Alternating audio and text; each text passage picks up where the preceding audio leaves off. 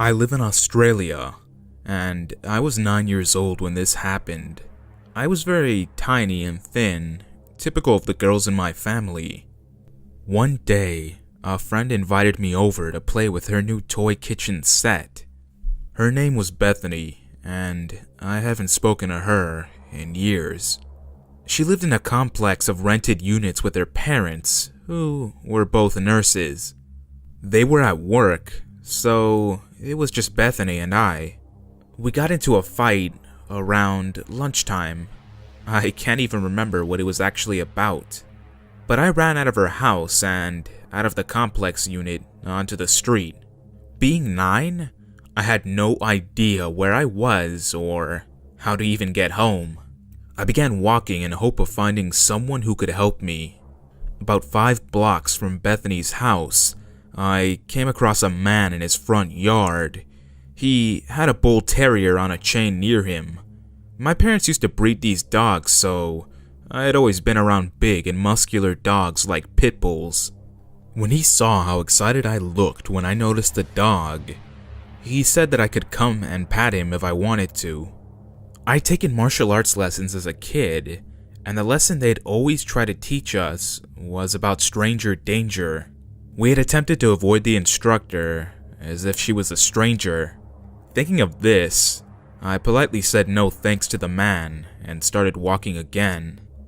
But he called out and said that his dog really wanted a pat and that he's super friendly with little girls like me. I looked at him and said that I have to go and that I wasn't allowed to talk to strangers. He smiled creepily and said, "Smart and cute. Your pretty hair must be magic. Do you like magic?" I shook my head at this and said goodbye and started walking away. I looked back and noticed that he was following me, and I began running. I was small and fit, and he was roughly around 50 years old, so I was much faster than he was. I sprinted away, only slowly looking back every now and then. About 3 blocks from where I last saw him, I seemed to have lost him, and just to be safe, I climbed up the nearest tree as high as I could and waited for what seemed like hours. I never saw the man, but I did see an old woman walking from the direction that I was headed in. I climbed down and told her everything, starting with my fight with Bethany. I asked her if she knew how to get back to my house. Obviously, she didn't know me or where I lived. She did offer to walk me back to Bethany's house where I could wait for my mom. We walked to the other side of the road so that we weren't near the old man's house. Thankfully, he wasn't outside anymore anyway, and neither was his dog. I hadn't told the woman specifically which house he lived in, but when we walked past it, she pointed and said, "Isn't that the house where the old man lives?" I nodded. She put her arm around me and said, "It's a good thing you ran away.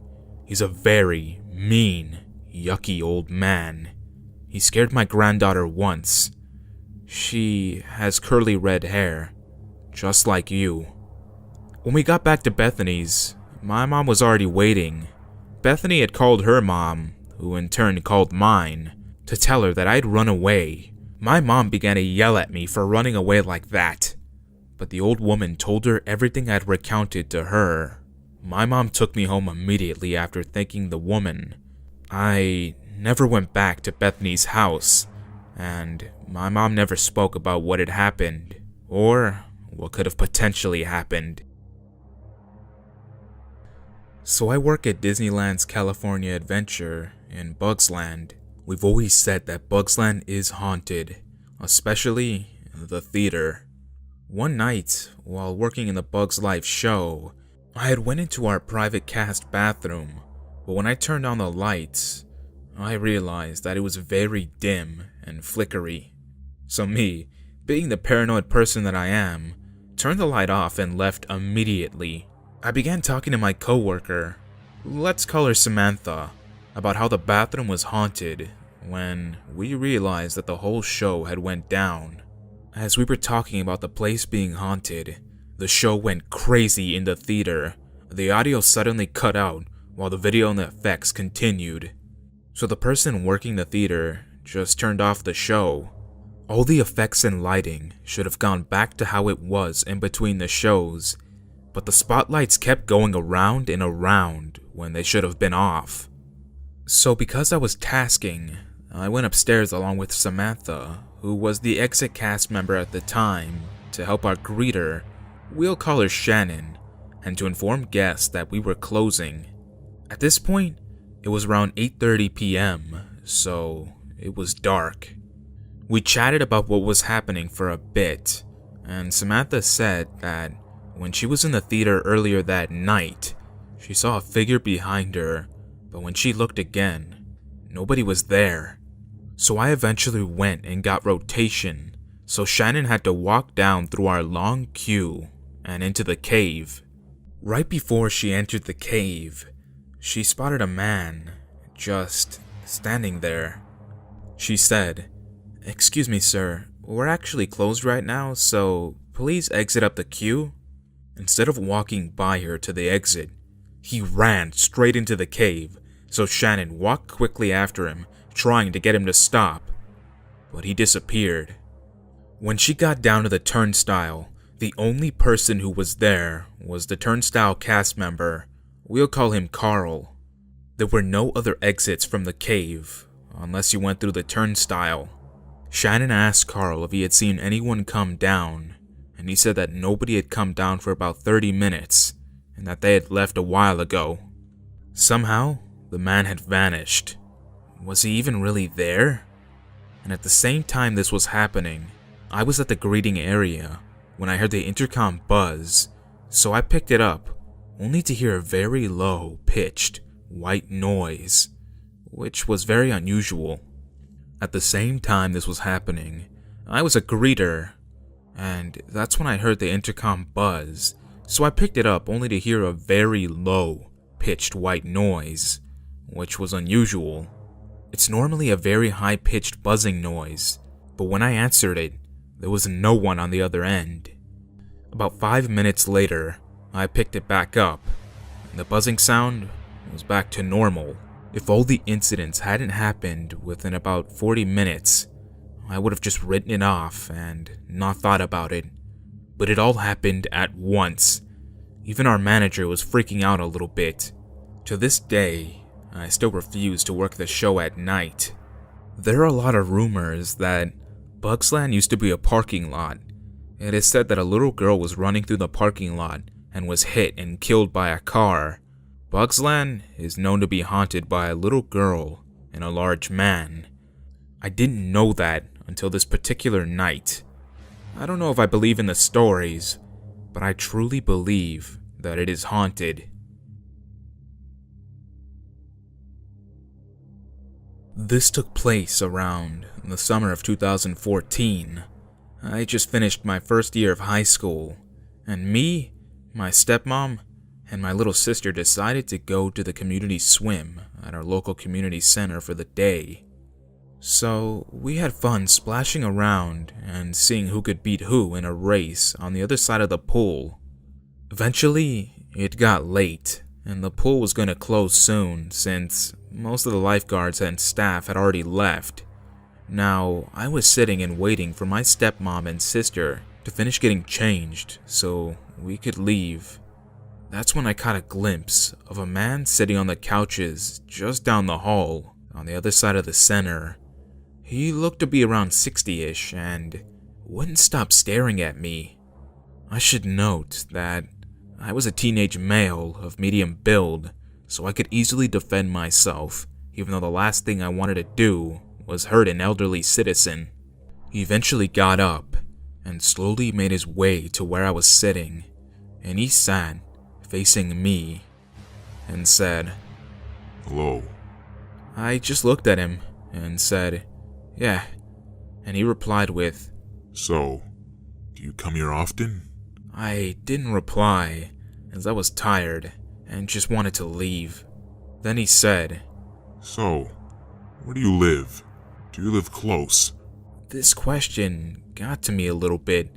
I mean, why would an old man who randomly sat near me want to know where I live? But I just looked at him and turned my head back in the direction of the change rooms. Then he said something that actually scared me. Listen, you little shit. If you don't tell me, maybe I'll go pay those nice ladies down there a visit. See if they know. At this point, it was confirmed that this guy had bad intentions. But right before I was about to reply, they came out of the change rooms, and I jumped up and pulled them out as fast as I could, and we left.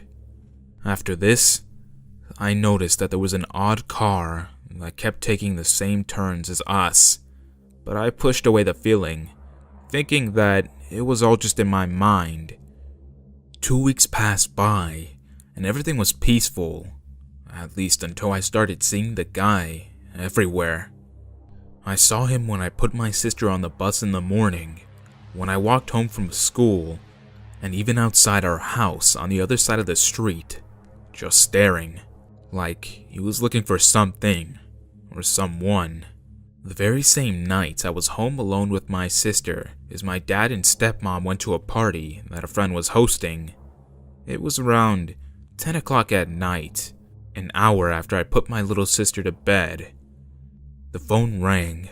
I picked it up and asked, "Hello?" At first, there was no reply, so I asked again, "Hello? Is someone there?" After that, a raspy voice came out on the other side.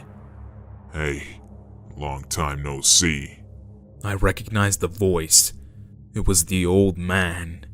He then said, You know, you should pay much more attention to your sister. She's not asleep. He then described how my sister was playing on her tablet instead of sleeping. So I rushed upstairs, and sure enough, there she was, playing on the tablet and listening to music. I started to panic and told my sister to hide.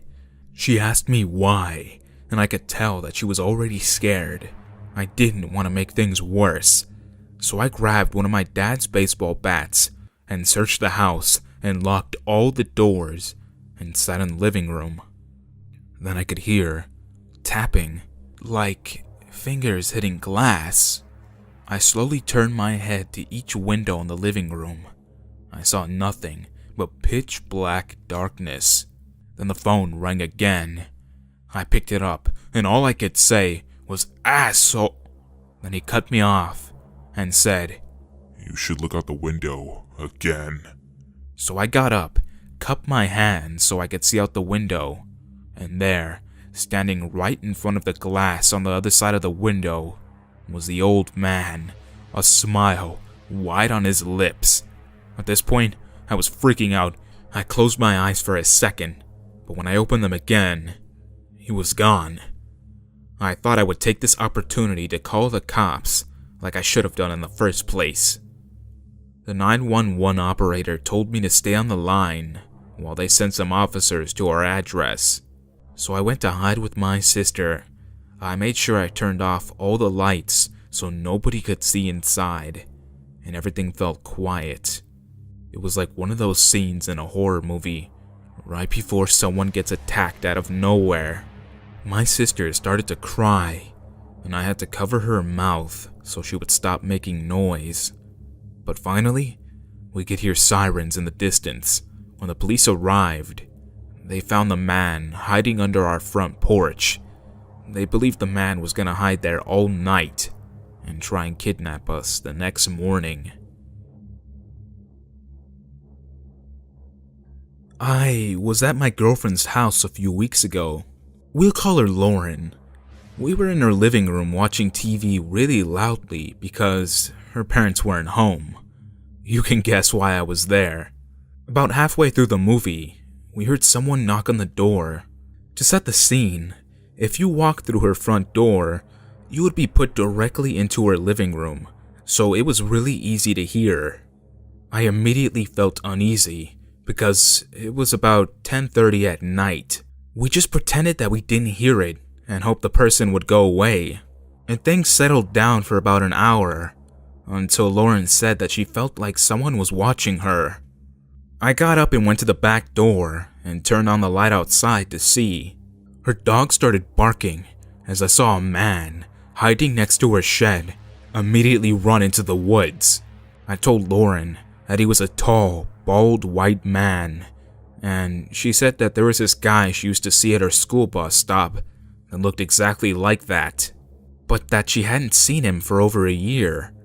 We went back to the couch and sat in silence for about 20 minutes. That is, until her dog started to bark again. I looked outside, and I saw the same man standing at the bottom of the porch stairs. I told Lauren to call the police, and I went into the kitchen to grab a knife. I went out onto the porch, and I stood about 10 feet away from this guy. For reference, I'm about 5'9". I'm a 17-year-old boy, and he was at least 6 inches taller and looked to be in about his 40s. He smiled at me, and then proceeded to run back into the woods. I went back inside, and Lauren was crying. I hugged her to comfort her, and we waited for the police to get there. A couple of moments later, though, we heard a window break in the next room, and we heard footsteps going towards the hallway. He was in the fucking house. Luckily, the sirens got there just in time and scared him off. But the police never actually found him. The cop mentioned that there was a 43-year-old homeless guy that went to trial for breaking into an old lady's house, raping her, and beating her to death, but that there wasn't enough evidence to put him in prison. Holy shit, I don't even want to imagine what he would have done to me and Lauren if the police hadn't got there when they did. The scariest part of all of this was the smile that I saw on his face when we looked at each other on the porch. Like, he thought that there was no way for us to escape, and that he was thinking about all the awful things he could have done to us. It's been nearly 3 weeks, and I still don't sleep very much.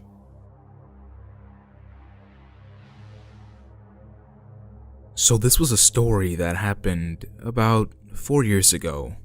I was about 12, and me and my step-sibling Taylor used to like to sneak out at night. We were young and craved adrenaline, so about once a week we would head out and walk around, usually just going to a nearby park. We made sure to bring knives and flashlights, as well as a paracord bracelet, just in case. We were on the swings talking about a dead teacher of hers. Taylor was obviously sad, so I was just trying to comfort her, not paying attention to our surroundings. When I heard laughing from behind her, it sounded like it came from a few 20-year-old guys. Luckily, it all sounded from the same area. I whispered to Taylor that we should leave, because it sounded like they were getting closer. We held our knives and quickly ran out of the park, not turning on our flashlights, hoping that they wouldn't notice because not a single part of the park was illuminated. We were about to head home, but being a dumb boy, I convinced Taylor that we should go back. I was still energetic and just chalked it all up to my imagination. Taylor didn't hear the laughs anyway. We walked past a few houses and back to the swings. I was about to sit on one when a flashlight was shown at us from the opposite direction from before. It also seemed like headlights of a car were coming from a break in the houses. They were quickly shut off, being replaced by another flashlight. For a moment, we froze, debating whether or not they were the cops. I forced Taylor to take a step back and stay behind me. She was a year younger and a good 30 pounds lighter. They approached us, but I wasn't too scared yet, till one of the guys shouted at us. "Come here. It's okay." When we stepped back, he shouted, "Just stay still." He was now on a raised hill, 20 or so feet away from us. When he stopped, I would have yelled for him to back off and that I had a weapon, but I couldn't speak. The other person caught up to the first guy and just stared at us. I don't know how long it was, but they started talking to each other, laughing a bit. I couldn't hear what they were saying. I was just trying to get farther back from them.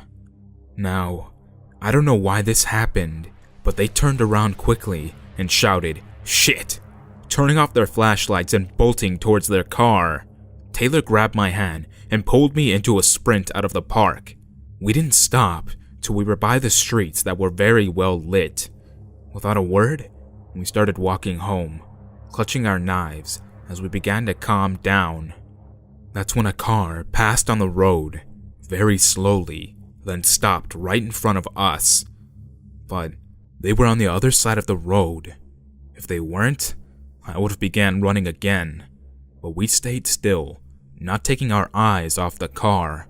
That's when one of the doors opened just a crack for a few moments before closing again, and then the car sped off.